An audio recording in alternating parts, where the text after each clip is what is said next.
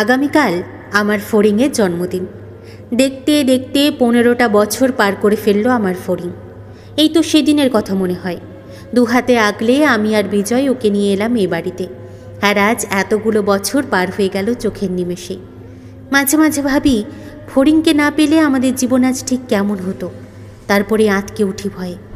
আমার সারাদিনের প্রতিটা মুহূর্তের সাথে ফড়িং ওতপ্রোতভাবে জড়িত।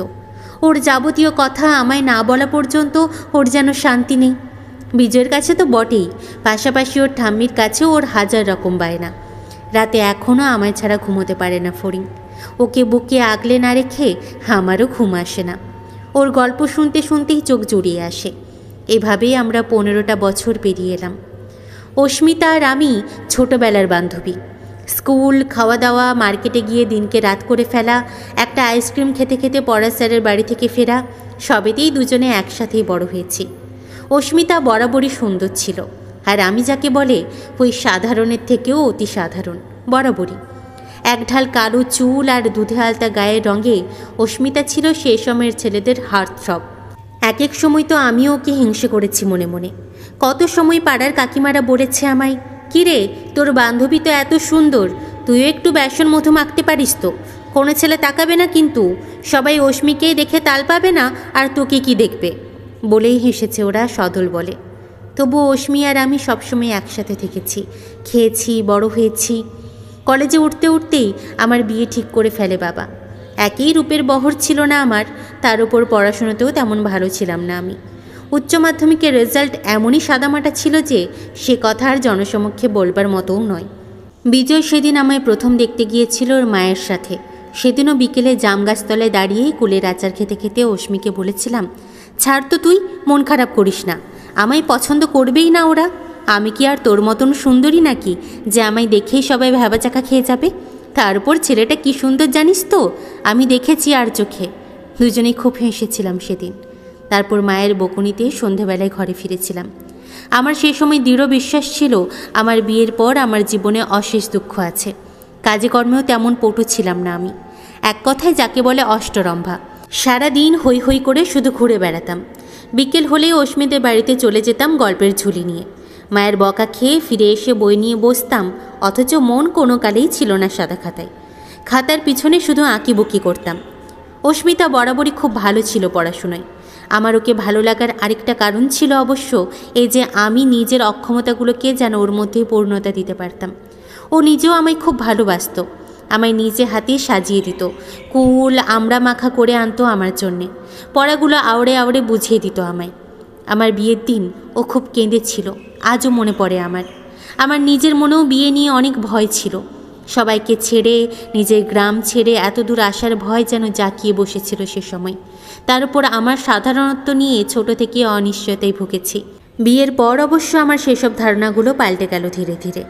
আমার শ্বশুরবাড়ি শহরে, গ্রাম ছেড়ে প্রথম আমার শহরে আসা আমার ওর সাথে। বিজয়ের ভালোবাসায়, মায়ের প্রশ্রয়ে, সংসারের আলোয় আমি এক প্রকার বেশ ভালোই মজেছিলাম এখানে এসে। গ্রামের বাড়িতে যাওয়াও আস্তে ধীরে কিছুটা কমতে শুরু হয়েছিল আমার, মেয়েদের যা হয় আর কি। এমনই হঠাৎ একদিন খবর পেলাম অস্মিতার বিয়ে ঠিক হয়েছে।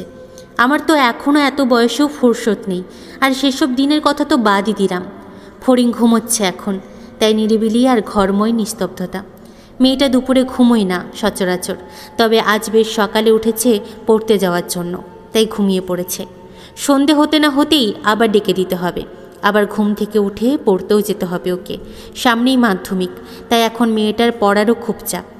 আমার বিয়ের 4 বছরের মাথায় অস্মিতার বিয়ে ঠিক হয়েছিল। কলেজ শেষ করে ভূগোলে মাস্টার্স করছিল, ভালো রেজাল্টও করেছিল শুনেছিলাম। আমার অবশ্য কলেজের পর আর পড়াশুনো হয়নি।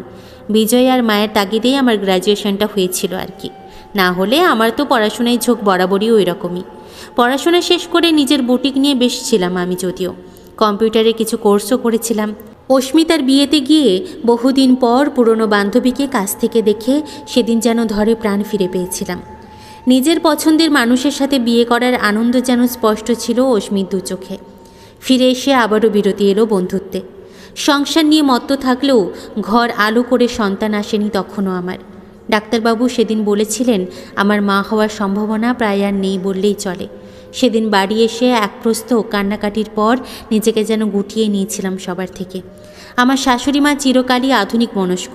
সে আমলেই পড়াশুনো করে স্কুলের হেডমিস্ট্রেস ছিলেন উনি। এখনও মনে পড়ে একদিন দুপুরবেলায় আমার মাথায় হাত বুলিয়ে বলেছিলেন, টুকুন, তুই এসব নিয়ে মন খারাপ করিস না তো, ভগবান মা ডাক শোনার আশীর্বাদ দিলে পাবি শুনতে, আর না হলে জীবনে সবাই সব পায় না, এটাই জীবন, যতটুকু ভাগ্যে আছে সবটাই পাবি দেখিস। আর আমরা তো আছি নাকি? কত বাচ্চা মায়ের ভালোবাসা পায় না জানিস? যাকেই দুহাতে আগলে নিবি সংসারে সেই আপন। মায়ের আর বিজয়ের ভালোবাসায় ধীরে ধীরে শুরু করেছিলাম সবটা আবার নতুন করে। আমার বুটিকও বন্ধ হয়ে গিয়েছিল তখন। সন্তানের জন্যে চেষ্টায় তবুও কোনো ত্রুটি ছিল না। ডাক্তার, কবিরাজ, তন্ত্র, সাধক সবার শরণাপন্ন হয়েছে জীবনে, অথচ শূন্য হাতেই ফিরতে হয়েছে বারবার। এমনভাবেই দিন গুনতে গুনতে হঠাৎ এক সন্ধ্যায় মায়ের চিঠি হাতে পেলাম। আজও মনে পড়ে সেই দিনের কথা। মা লিখেছিল আমি যেন যত তাড়াতাড়ি সম্ভব ওখানে যাই বিজয়কে নিয়ে। বেশ আতঙ্কেই গিয়েছিলাম সেদিন। মা কেন ডাকলো এভাবে হঠাৎ, সেই ভয়েই দুজনে তড়িঘড়ি করে পৌঁছেছিলাম সেদিন। তারপর সেদিন গিয়ে যা অবস্থা দেখেছিলাম সে কথা ভাবলেই আজও আমার হাত পা ঠান্ডা হয়ে আসে। আমাদের সেই সময় ফোনের এত চল ছিল না, তাই খবর তৎক্ষণাৎ পাওয়া যেত না। গ্রামে তো ফোন ছিল না বললেই চলে। অস্মিতার বিয়ের 2 বছরের মধ্যেই মেয়েটার জীবন যেন একেবারে পাল্টে যায়। গিয়ে দেখলাম অত সুন্দর মেয়েটা রোগা হয়ে চোখ ঢুকে গেছে কোটরে, রোগা হয়ে হাড়গুড়ে বেরিয়ে রয়েছে অস্মির। সেই সময় গিয়ে জানলাম শ্বশুরবাড়ির নির্যাতনের শিকার হয়ে অস্মির জীবন প্রায় শেষ পর্যায়ে। আমি অবাক হয়ে দেখছিলাম অস্মিকে। একটা প্রাণবন্ত, শিক্ষিত, জেদি মেয়ের এই কী অবস্থা! যেন অস্মির প্রাণ শক্তি কেউ ভেতর থেকে শুষে নিয়েছিল। অস্মি সেই সময় সন্তান সম্ভবা ছিল। ওর স্বামী আর ওর সাথে থাকবে না বলে দিয়েছিল। ওর স্বামীও অন্য একজনের সাথে সম্পর্কে জড়িয়েছিল। সেসব নানান কথা অস্মির মুখেই শুনেছিলাম। অস্মির কাছেই ছিলাম বেশ কিছুদিন। তারপর ওকে এখানে নিয়ে এসে চিকিৎসা করানোও চেষ্টা করেছিলাম, কিন্তু ওকে আর বাঁচাতে পারিনি আমরা। ছোট্ট মেয়েকে আমার হাতে দিয়ে বিজয়ের দিকে তাকিয়ে বলেছিল, বিজয়দা, আজ থেকে তুমিই ওর বাবা, আমার মেয়েটাকে দেখে রেখো। আর আমায় বলেছিল, ওই আজ থেকে তোর বান্ধবী, বুঝলি? এবার আমায় ছুটি দে টুকুন, তুই মা হয়ে গেলি আজকে, এই যে তোর মেয়ে। সন্তানের জন্ম দিয়ে মাত্র 10 দিনের যুদ্ধে হাসপাতালে স্তব্ধ হয়ে গিয়েছিল অস্মি। 1000 ডেকেও আমি আর ওর সাড়া পাইনি। ফড়িং অস্মিতার মেয়ে। আজ 15টা বছর ধরে ওকে আমার বুকে আগলে বড় করেছি। ও একদম অস্মির মতোই হয়েছে। পড়াশোনায়, রূপে, সব দিক থেকে অস্মিকে দেখি আমি ওর দিকে তাকিয়ে। শুধু ওর ডান হাতের জরুলটা আমার মতোই, এক জায়গায় আর একদম একই রকম। হয়তো ঈশ্বর আমায় খুশি করার জন্যই ওইটুকু আমার মতো করে দিয়ে আমায় ফাঁকি দিতে চেয়েছেন। যেদিন ফড়িংকে নিয়ে এলাম এ বাড়িতে, সেদিন থেকে আজ পর্যন্ত আমাদের 3 জনের জীবন আবর্তিত হয়ে চলেছে ফড়িংকে কেন্দ্র করেই। ফড়িংয়ের বায়নায়, মায়ের আর বিজয়ের উৎসাহে আমি আর্টও শিখেছি। 6 মাস হলো কয়েকজন বাচ্চাকে আর্ট শেখায় এখন। ফড়িং নিজে নাচ শিখে এখন দেখি মাঝে মধ্যে ওর ঠাম্মিকেও নাচ শেখায়। মাও বেশ চেষ্টা করে একটু আধটু, তারপর হাঁপিয়ে বসে পড়ে। আজ ফড়িং ছাড়া আমি, বিজয়, মা সবাই অসম্পূর্ণ। ফড়িং আমায় ছাড়া কিছু বোঝে না। আমি পড়াশোনায় তেমন ভালো ছিলাম না কোনো দিনই, তবু ফড়িং পড়তে বসে কিছু না বুঝতে পারলেই আমায় ডাকে। ওর কথা অনুযায়ী আমি গিয়ে দাঁড়ালেই নাকি ওর সব সমস্যা মিটে যায়। অস্মিতা আমাকে ভরিয়ে দিয়েছে। আজীবনের জন্যে আমায় ঋণী করে মেয়েটা চলে গিয়েছে, যে ঋণ আমি কোনো জন্মে শোধ করতে পারবো না। তবু অস্মির কথা খুব মনে পড়ে।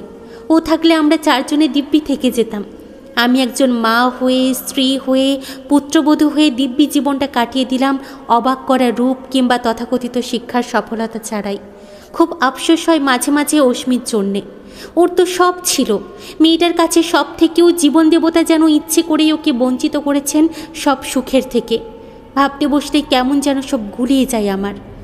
সন্ধে প্রায় ঘনিয়ে এলো। এখন উঠে ফড়িংকে তুলে না দিলে ওর আর পড়তে যাওয়া হবে না। আর এখানে বসে 7-5 ভাবার সময় নেই। জীবনে ফড়িংকে অনেক বড় হতে হবে, শক্ত হতে হবে। আমি ওর সাথে কোনো খারাপ হতে দেব না। প্রয়োজন হলে সৃষ্টিকর্তার সাথে লড়াই করে ওর ভাগ্য আমি নির্ধারণ করব। এবার আমি করবই। আমি ওকে অস্মিতা হতে দেব না, কিছুতেই না। আমি তোর কথা রেখেছি অস্মি। ওকে আমি আর বিজয় বুকে আঁকলেই বড় করেছি। দেখিস অস্মি, এই আকাশ সাক্ষী রইল, আমি আমাদের ফড়িংয়ের মধ্যে দিয়েই একদিন তোকে ঠিক জিতিয়ে দেব। কথা দিলাম অস্মি, কথা দিলাম।